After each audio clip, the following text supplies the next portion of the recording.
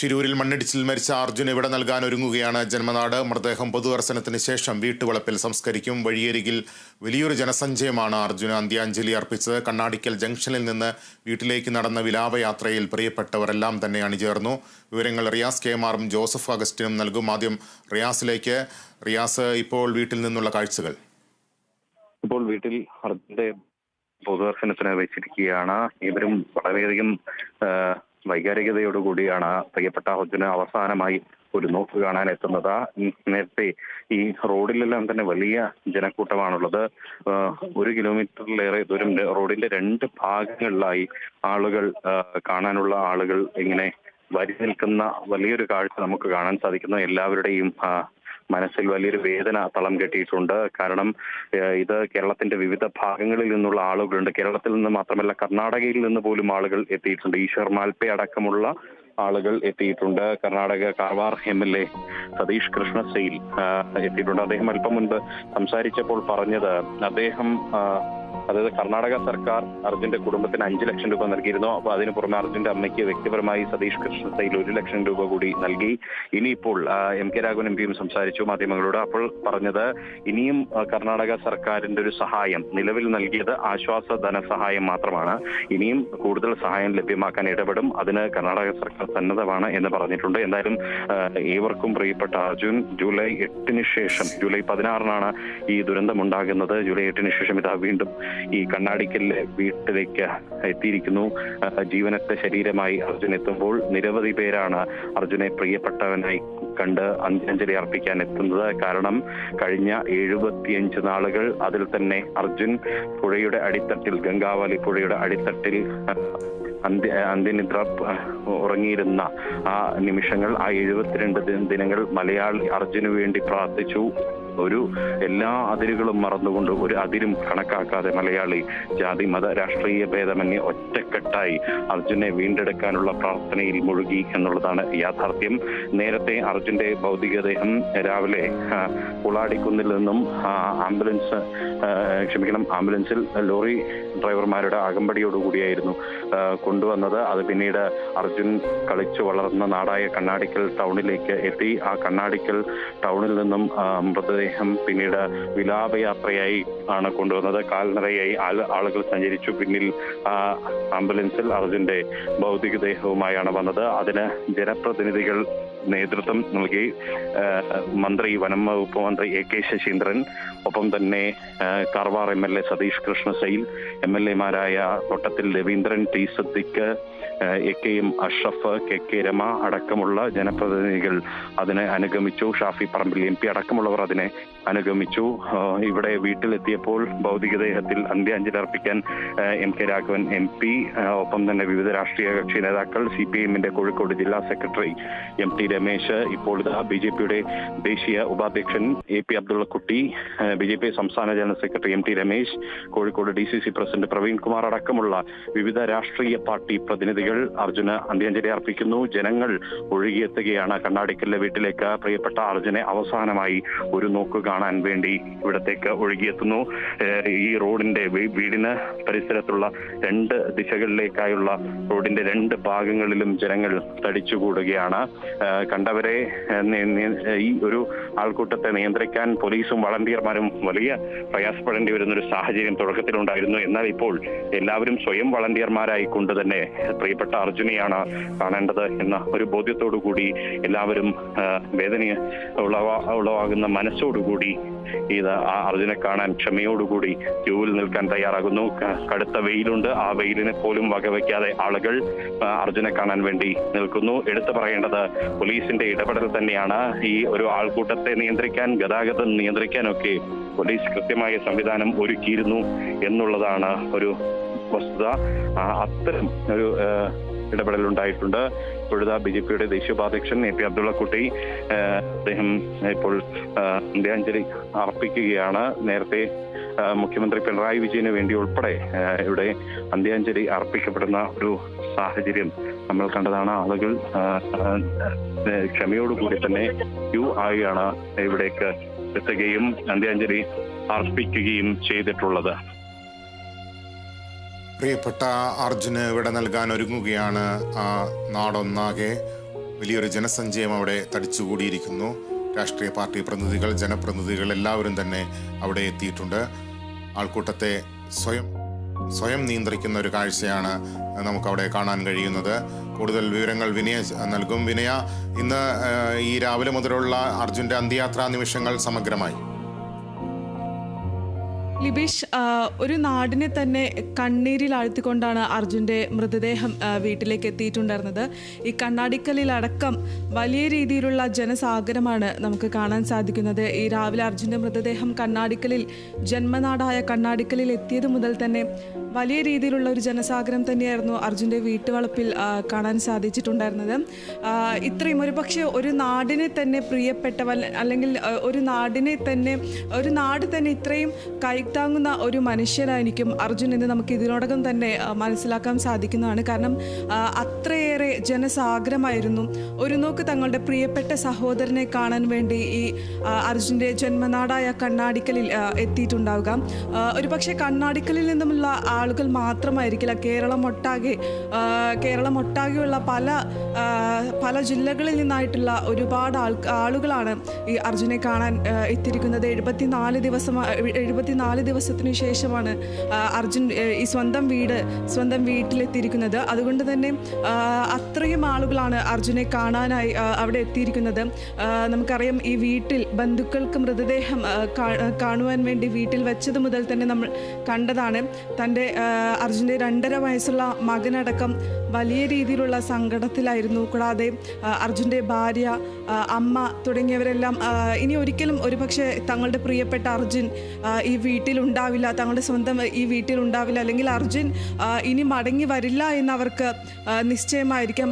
അതുകൊണ്ട് തന്നെയായിരിക്കാം ഇത്രയും ഒരുപക്ഷെ വലിയൊരു രീതിയിലുള്ള. ഞാൻ തിരിച്ചെത്താം. ജോസഫ് അഗസ്റ്റിൻ അവിടെ നിന്ന് ചേരുന്നുണ്ട്. ജോസഫ്, ഷിരൂരിൽ ഇന്നലെ മൃതദേഹം അർജുൻ്റെ സഹോദരനും സഹോദരി ഭർത്താവും ഏറ്റുവാങ്ങുന്നു. തുടർന്ന് വിലാപയാത്രയായി കേരളത്തിലേക്ക് അഴീക്കോട് മന്ത്രി AK ശശീന്ദ്രന്റെ നേതൃത്വത്തിൽ കേരളം ആ ഭൗതികദേഹം ഏറ്റുവാങ്ങുന്നു. തുടർന്ന് കണ്ണാടിക്കൽ ടൗൺ വീട്. ആ യാത്രയെ ഒന്ന് വിവരിക്കാമോ? ഇന്നലെ രാവിലെയോടെയാണ് ഇത്തരത്തിൽ DNA പരിശോധനയ്ക്കായി ഈ സാമ്പിളുകൾ അയച്ചത്. അതിനുശേഷം ഉച്ചയോടെ ഇതിന്റെ ഫലം വന്നു.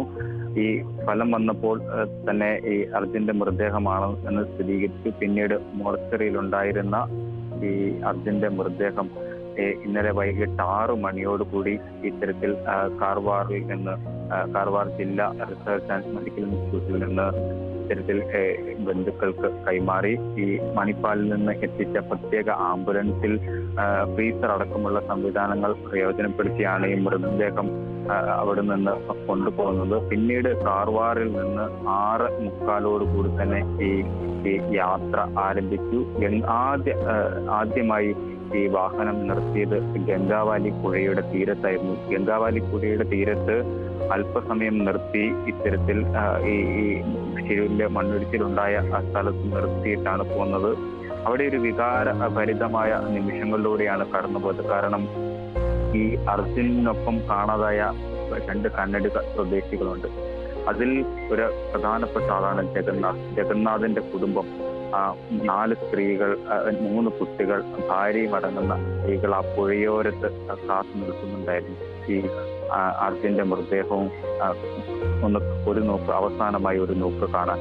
അത് വല്ലാത്തൊരു കാഴ്ചയായിരുന്നു. കാരണം ഈ എല്ലാ ദിവസങ്ങളിലും അർജുനെ പോലെ ഈ പുഴക്കരയിൽ അർജുന് വേണ്ടി കാത്തിരിക്കുന്നത് പോലെ ഈ പുഴക്കരയിൽ 4 സ്ത്രീകളും കാത്തിരുന്നു, 3 പെൺകുട്ടികളും കാത്തിരുന്നു. അതും കരളയിപ്പിക്കുന്ന ഒരു കാഴ്ചയാണ്. അന്ന് ആ കണ്ണീര് മുതൽ ഇന്ന് കണ്ണാടിക്കലിൽ ഈ വീട്ടിലെത്തുമ്പോഴും കണ്ണീര് വറ്റാത്തൊരു യാത്ര തന്നെയായിരുന്നു എന്നാണ് എനിക്കതിനെ വിശേഷിപ്പിക്കാൻ കഴിയുന്നത്. പിന്നീട് ആദ്യം ഈ യാത്ര നീണ്ടുപോകുന്നു. ഉടുപ്പിയിൽ മലയാളി സമാജത്തിന്റെ നേതൃത്വത്തിലുള്ള ആളുകൾ ഈ മൃതദേഹത്തിൽ അന്തിമോപചാരം അർപ്പിക്കുന്നു. പിന്നീട് ഈശ്വർ മാൽപേ ഉടുപ്പിയിൽ നിന്ന് ഈ മൃതദേഹത്തെ അനുഗമിക്കുന്നു. വളരെ സങ്കടം, അദ്ദേഹത്തിന്റെ കണ്ണുകൾ നിറഞ്ഞൊഴുകുകയായിരുന്നു. കാരണം ഈശ്വർ മാൽപേ ഈ 72 ദിവസങ്ങളിൽ ഉണർന്നിരുന്ന നിമിഷങ്ങളിലെല്ലാം തന്നെ ചിന്തിച്ചിട്ടുള്ളത് ഒരാളെ കുറിച്ചാണ്, അത് അർജുനെ കുറിച്ചാണ്. അതുകൊണ്ടായിരിക്കാം ഒരുപക്ഷെ ഈ അവസാന യാത്രയിൽ അദ്ദേഹത്തിന്റെ ആംബുലൻസിൽ ഒപ്പം അർജുന്റെ ആംബുലൻസിൽ ഈശ്വർ മാൽപ്പയും കയറി വന്നത്. അവിടെ നിന്ന് ഈശ്വർ മാൽപ്പെ ഈ മൃതദേഹത്തെ കെട്ടിപ്പിടിച്ച് കരയുകയാണ് ഉണ്ടായത്. പിന്നീട് ഈ മൃതദേഹത്തിനൊപ്പം അദ്ദേഹം അനുഗമിച്ചു. കാർവാറിൽ നിന്ന് ഈ മൃതദേഹം കൈമാറുമ്പോൾ തന്നെ മലയാളികളായിട്ടുള്ള നിരവധി ആളുകൾ അവിടെ എത്തിച്ചേർന്നിരുന്നു. എല്ലാ ദിവസവും ഇവർ വന്ന് മാധ്യമപ്രവർത്തകരോട് വിവരങ്ങൾ ആരായി. ഈ തെരച്ചിലൊക്കെ നിർത്തിവെക്കുന്ന ഘട്ടങ്ങളിൽ പോലും ഈ മലയാളികളായിട്ടുള്ള ആളുകൾ ഇവിടെ വന്ന് പുഴയിൽ ഇന്ന് നീരൊഴുക്ക് കുറഞ്ഞിട്ടുണ്ട്, അല്ലെങ്കിൽ മഴ കുറവാണ്, ഇന്ന കാര്യങ്ങൾ ചെയ്യാൻ ഇന്ന സ്ഥലത്ത് പോയാൽ മതി, അത് എനിക്കറിയാവുന്ന ആളുകളാണ്, ആ ഉദ്യോഗസ്ഥൻ എൻ്റെ പരിചയക്കാരനാണ്, എൻ്റെ ബാങ്കിലെ ജീവനക്കാരൻ്റെ ഭർത്താവാണ്, അങ്ങനെയെല്ലാം പറഞ്ഞ് ഈ മലയാളികളായിട്ടുള്ള ആളുകളും എല്ലാ ഘട്ടങ്ങളിലും കാർവാറിലും ഉണ്ടായിരുന്നു. അവരും വികാരഭരിതമായിട്ടാണ് അർജുനെ യാത്രയാക്കി. പിന്നീട് തലപ്പാടിയിൽ വെച്ച് ഇത്തരത്തിൽ കർണാടക സർക്കാരിൽ നിന്ന് കേരളത്തിന്റെ ബോർഡറിലേക്ക് കടക്കുകയായിരുന്നു. വലിയ സന്നാഹങ്ങളോടുകൂടി പോലീസിന്റെ അകമ്പടിയോടുകൂടി തന്നെ അർജുനെ വീണ്ടും ഏറ്റുവാങ്ങി. അങ്ങനെ ഈ തലപ്പാടിയിൽ നിന്നും മൃതദേഹം കുമ്പളയെല്ലാം കഴിഞ്ഞ് കാസർഗോഡിന്റെ മണ്ണിലെത്തും. കാസർഗോഡ് പുതിയ ബസ് സ്റ്റാൻഡിന്റെ പരിസരത്ത് കാസർഗോഡ് ജില്ലാ കളക്ടർ അർജുന്റെ മൃതദേഹം ഏറ്റുവാങ്ങുന്നു. ആദ്യഘട്ടത്തിൽ ഈ ദൗത്യം ഏകോപിപ്പിക്കാൻ നിയോഗിക്കപ്പെട്ട വ്യക്തി കാസർഗോഡ് ജില്ലാ കളക്ടറാണ്. ഈ തിരൂരിൽ ഇത്തരത്തിലൊരു മണ്ണിടിച്ചിൽ ഉണ്ടായിട്ടുണ്ടെന്നും എത്രയും വേഗം ഇതുമായി ബന്ധപ്പെട്ട് റിപ്പോർട്ട് സമർപ്പിക്കാനും മുഖ്യമന്ത്രി അടക്കമുള്ള ആളുകൾ നിർദ്ദേശം നൽകിയത് കാസർഗോഡ് ജില്ലാ കളക്ടർ. കാസർഗോഡ് ജില്ലാ കളക്ടറിന്റെ ഭാഷാ പ്രാവീണ്യം, അദ്ദേഹം കർണാടകയുമായി ബന്ധപ്പെട്ട് കൃത്യമായി ബന്ധപ്പെടുന്ന ഒരാൾ കൂടിയാണ്. അതുകൊണ്ട് തന്നെ ഈ അദ്ദേഹത്തിന്റെ ബന്ധങ്ങളെല്ലാം തന്നെ ഈ ഒരു ദൗത്യത്തിൽ നിർണായകമാണ്. പിന്നീട് വഴിയോരങ്ങളിലെല്ലാം തന്നെ വാഹനം മന്ദമായി തന്നെയാണ് വന്നിട്ടുള്ളത്. കാരണം മലയാളികൾ ഈ യാത്രയിലുടനീളം കാണാൻ സാധിച്ചത് മലയാളികൾ അർജുൻ വരുന്നതിന് എത്രയോ മണിക്കൂറുകൾ മുമ്പ് അക്ഷമയോടെ ഈ വഴിയോരങ്ങളിൽ അർദ്ധരാത്രിയിൽ കാത്തു നിൽക്കുന്ന ഒരു കാഴ്ച. അങ്ങനെ ഓരോ ഘട്ടവും പിന്നിട്ട് അദ്ദേഹം അഴീക്കലിലെത്തിയപ്പോൾ ഇത്തരത്തിൽ AK ശശീന്ദ്രൻ അടക്കമുള്ള ആളുകൾ മൃതദേഹം ഔദ്യോഗികമായി കഴിച്ചു. പിന്നീട് അവിടുന്ന് വിലാപയാത്രയായി ഈ മൃതദേഹം നാട്ടിലേക്ക് എത്തിക്കുകയായിരുന്നു. ലോറി ഉടമകളായിട്ടുള്ള ആളുകൾ, ആംബുലൻസ് ഡ്രൈവർമാർ, ഓട്ടോറിക്ഷ തൊഴിലാളികൾ, മെഡിക്കൽ ആരോഗ്യ വിഭാഗത്തിൽ ജോലി ചെയ്യുന്ന ആളുകൾ, അങ്ങനെ ജാതി മതവർഗ വ്യത്യാസമില്ലാതെ എല്ലാ തരത്തിലുള്ള ആളുകൾ കണ്ണീരോടെ അർജുനെ വഴിയോരത്ത് കാത്തു നിൽക്കുന്ന സങ്കടകരമായ കാര്യം. പിന്നീട് അർജുന്റെ സ്വന്തം ഗ്രാമമായ കണ്ണാടിക്കലിൽ നിന്ന് ആളുകൾ അദ്ദേഹത്തെ കണ്ണീരോടെ വീട് ചൊല്ലി വീട്ടിലേക്ക് ആനയിക്കുന്നു. കാൽനടയായി അനുഗമിച്ച് ആളുകൾ വരുന്നു. ആംബുലൻസിൽ ഈ മൃതദേഹം വഹിച്ചുകൊണ്ട് ഈ കണ്ണാടിക്കലിലെ വീട്ടിലേക്ക് എത്തുമ്പോഴേക്കും കണ്ണുനീർ ധാരധാരയായി പലരുടെയും ഒഴുകുന്നുണ്ട്. കാരണം അത്രമേൽ പ്രിയപ്പെട്ടവനായിരുന്നു അർജുൻ എന്ന എല്ലാവരുടെയും വാക്കുകളിൽ നിന്നും എല്ലാവരുടെയും മുഖങ്ങളിൽ നിന്നും വ്യക്തമായിരുന്നു. പിന്നീട് അദ്ദേഹത്തെ ആദ്യം ബന്ധുക്കൾക്ക് കൈമാറുകയാണ് ചെയ്തത്. സ്വകാര്യമായി അർജുനെ ഒന്ന് കാണുക എന്നത് അവരുടെ അവകാശം തന്നെ. ആ അവകാശത്തെ അംഗീകരിച്ചുകൊണ്ട് തന്നെയായിരിക്കാം ഈ ജില്ല ഇത്തരത്തിൽ ഇതുമായി ബന്ധപ്പെട്ട അധികൃതർ ഈ മൃതദേഹം ഈ ബന്ധുക്കൾക്ക് കൈമാറി. പിന്നീട് ഈ പൊതു ദർശനത്തിനുള്ള സമയമായിരുന്നു. ഇതിനുവേണ്ടി ആളുകൾ ആദ്യഘട്ടത്തിൽ നേതാക്കന്മാരായിട്ടുള്ള ആളുകൾ അന്തിമോപചാരം അർപ്പിച്ചു. ഇപ്പോൾ ഈ സാധാരണക്കാരായിട്ടുള്ള ആളുകൾ, പൊതുജനങ്ങൾ അർജുനെ ഒരു നോക്ക് കാണുവാനായി വന്നുകൊണ്ടിരിക്കുകയാണ്. ഇപ്പോഴും പൊതുദർശനം തുടരുകയാണ്. 11:30 ഇത്തരത്തിൽ ഈ സംസ്കാര ചടങ്ങുകൾ തുടങ്ങാനാകുമെന്നാണ് ഉദ്ദേശിക്കുന്നത്. ലിബീഷ്, ഒരു കാര്യം അസന്നിഗ്ധമായി പറയാം. അതായത് പ്രകൃതി പോലും കരഞ്ഞുപോയ ആ സന്ദർഭങ്ങളായിരുന്നു ഈ അർജുന്റെ യാത്രയിൽ ഉടനീളം. സമാനതകളില്ലാത്ത ഒരു ദൗത്യം. ലോകത്തിൽ ഉചിതമായ യാത്രയപ്പ് ലഭിച്ചൊരു വ്യക്തി കൂടിയാണ് അർജുൻ എന്ന് വിശേഷിപ്പിക്കാം. കാരണം അദ്ദേഹത്തിന്റെ ചെയ്തികൾക്ക് പറ്റിയ തക്കതായിട്ടുള്ള ഒരു യാത്രയപ്പ് ഈ നാട് നൽകുന്നു എന്ന് നമ്മൾക്ക് നേരിൽ കണ്ട് മനസ്സിലാക്കാൻ സാധിക്കുന്നുണ്ട്. അതുപോലെ തന്നെ ഈ എല്ലാ വിഭാഗം മനുഷ്യരും ഈ പല അതിർവരമ്പുകളെ കൂടി ഭേദിപ്പിക്കാൻ അതായത് അദ്ദേഹത്തിന് സാധിച്ചു എന്നുള്ളത് ഈ കഴിഞ്ഞ 72 ദിവസം കൊണ്ട് ഈ കേരളം കണ്ടതാണ്. പല അതിർവരമ്പുകൾ ഭേദിക്കാൻ അർജുന് സാധിച്ചു. അതുകൊണ്ടൊക്കെ തന്നെയായിരിക്കാം അദ്ദേഹം എല്ലാവരുടെയും പ്രിയപ്പെട്ടവനായിരുന്നു.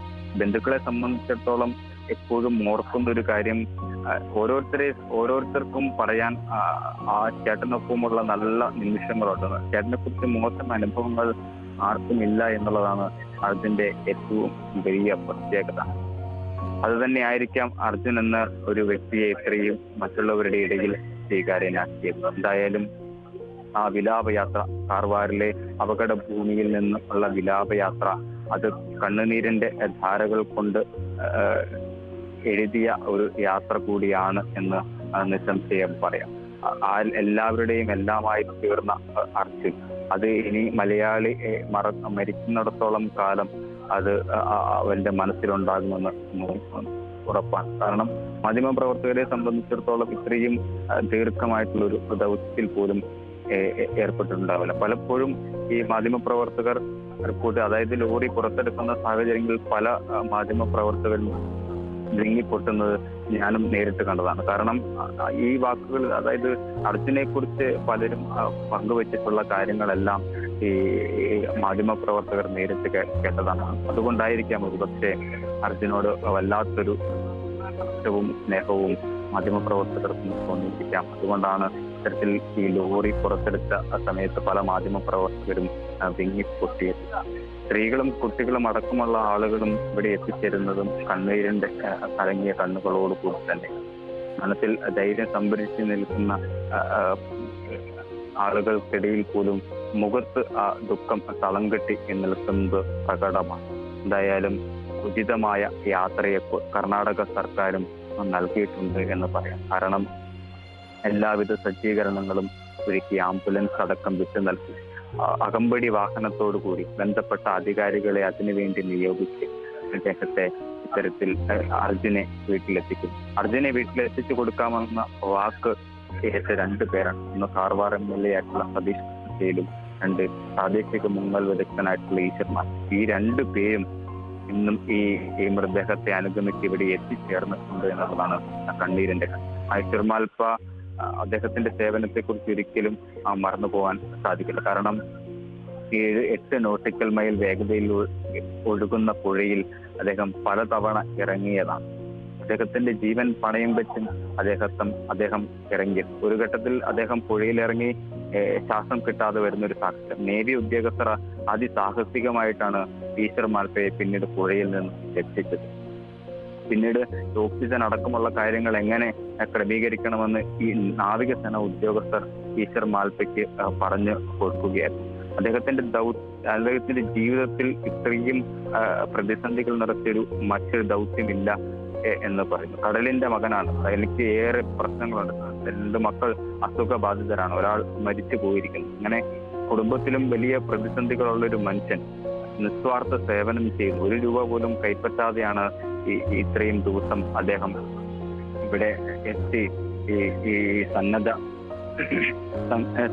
സേവനം ചെയ്തതെന്നുള്ളതും സുത്യർഹമായ കാര്യമാണ്. അതൊന്നും സ്മരിക്കാതെ പോകുന്നത് ഒരു നന്ദികേടായി തന്നെ തോന്നുമെന്നാണ് കരുതുന്നത്. എന്തായാലും ഈശ്വർ മാൽപ്പ, ഈശ്വരൻ ദൈവത്തിന്റെ കൈകളുള്ള ഒരു മനുഷ്യനാണ്, അത്ഭുതങ്ങൾ സൃഷ്ടിക്കുന്ന ഒരു മനുഷ്യനാണ്, കടലിന്റെ മകനാണ്, നന്മയുള്ളൊരു ഹൃദയമുള്ളൊരു മനുഷ്യനാണ്. അങ്ങനെ എല്ലാം കൊണ്ടും വാക്കുകൾ കൊണ്ട് വിവരിക്കാനാവാത്ത ഒന്നുകൂടിയാണ് മാൽപ്പ. അത് കാർവാർ MLA ആയിട്ടുള്ള സതീഷ് കൃഷ്ണശ്രീ ആദ്യഘട്ടം മുതൽ നേതൃപാടവം കൊണ്ടും ഇച്ഛാശക്തി കൊണ്ടും തീരുമാനങ്ങൾ എടുക്കുന്നതിലെ കൃത്യത കൊണ്ടും ഈ ദൗത്യം വിജയിപ്പിക്കുന്നതിൽ നിർണായക പങ്കുവഹിച്ച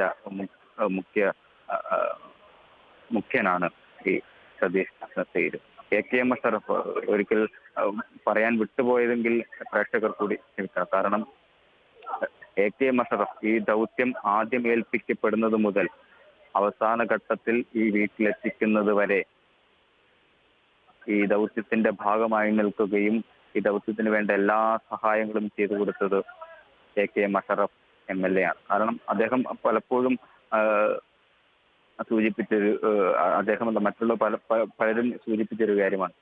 ഈ അദ്ദേഹത്തിന്റെ മണ്ഡലത്തിൽ പെടുന്ന വ്യക്തിയല്ല എങ്കിൽ പോലും, അദ്ദേഹത്തിന്റെ പാർട്ടിയിൽ പെടുന്ന വ്യക്തിയല്ല എങ്കിൽ പോലും, അദ്ദേഹത്തിന്റെ മതത്തിലോ അങ്ങനെ മറ്റൊരു തരത്തിലും ബന്ധപ്പെടുന്ന ഒരു വ്യക്തി അല്ലെങ്കിൽ പോലും അദ്ദേഹം നിസ്വാർത്ഥമായി സേവനം ചെയ്തു. 72 ദിവസം അദ്ദേഹം കർണാടകയിൽ വിവിധ ആവശ്യങ്ങൾ, വിവിധ ഓഫീസുകളിൽ ഇത്തരത്തിൽ അർജുന് വേണ്ടി പോരാടി എന്നുള്ളത്. അവസാനം സിദ്ധരാമയ്യെ കാണാൻ അദ്ദേഹം അർജുന്റെ കുടുംബത്തിനൊപ്പം ഉണ്ടായിരുന്നു. അദ്ദേഹത്തിന് നന്നായി കന്നഡ, മഞ്ചേശ്വരം പോലെയുള്ള മേഖലകളിൽ കന്നഡ സംസാരിക്കുന്ന മേഖലകളാണ്. ഈ മേഖലകളിൽ നിന്നുള്ള വ്യക്തി ആയതുകൊണ്ട് തന്നെ കർണാടക സർക്കാരുമായി ബന്ധപ്പെടാൻ അദ്ദേഹത്തിന് നിഷ്പ്രയാസം സാധിക്കും. അദ്ദേഹത്തിന്റെ ഈ അറിവും അദ്ദേഹത്തിന്റെ ബന്ധങ്ങളും ഒക്കെ വലിയ രീതിയിൽ ഗുണം ചെയ്തു. അങ്ങനെ ഈ ദൗത്യത്തിൽ എല്ലാവരും നിർണായകമായ പങ്ക് വഹിക്കുക. അങ്ങനെയാണ് ഈ ദൗത്യം പൂർണ്ണമായും വിജയത്തിലേക്ക് എത്തിക്കാൻ സാധിച്ചത്.